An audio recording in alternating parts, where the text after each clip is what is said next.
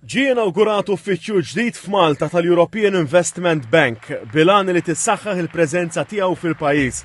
L-uffiċċju l-ġdid għandu lan li jsaħħaħ l-għajnuna lil proġetti lokali waqt li jżid il-kuntatt man-negozji Maltin. L-uffiċċju ġie inawgurat l-erba' filgħodu mill-President tal-European Investment Bank Nadia Calviño u l-Ministru għall-Finanzi Clyde Caruana. Il-President Nadia Calviño qalet li din is-sena timmarka l-45 anniversarju mill-ewwel proġett tal-Bank f'Malta, meta fl-1979 ingħataw fondi li marru għar-riġenerazzjoni tal-Port il-Kbir.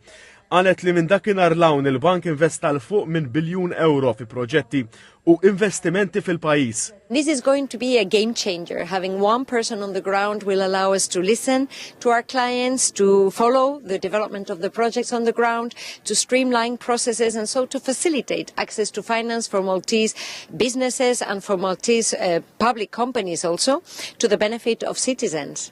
Il-Ministru għall-Finanzi Clyde Caruana qal li l-valuri tal-European Investment Bank tas-solidarjetà, is-sostenibilità u l-innovazzjoni huma l-istess valuri li jxprunaw il-viżjoni ta' Malta għall-futur. Qal li bit-twaqqif ta' preżenza permanenti f'Malta l-bank qed jikkommetti ruħu li jaħdem jitfit mal-Gvern Malti, man-negozju u s-soċjetà Maltija. Qal li b'din ir-relazzjoni Malta se tkompli timxi l qudiem bħala nazzjon reżiljenti u dinamiku. L-uffiċċju f'Malta se jkun immexxi minn Lawrence Walsh. Tul iż-żjara tagħha f'Malta l-President Calviño ltaqat anke mal-Prim Ministru Roberta Bela, mad-Deputat Prim Ministru Ian Burch u mal-Ministru Clyde Caruana fejn iddiskutew il-prijoritajiet taż-żewġ naħat u interessi komuni għal aktar kooperazzjoni. Fl-aħħar 45 sena l-European Investment Bank investa bis-saħħa fit-telekomunikazzjoni tal-pajjiż u fil-bini ta' madwar 750 unit ta' akkomodazzjoni soċjali madwar il-pajjiż.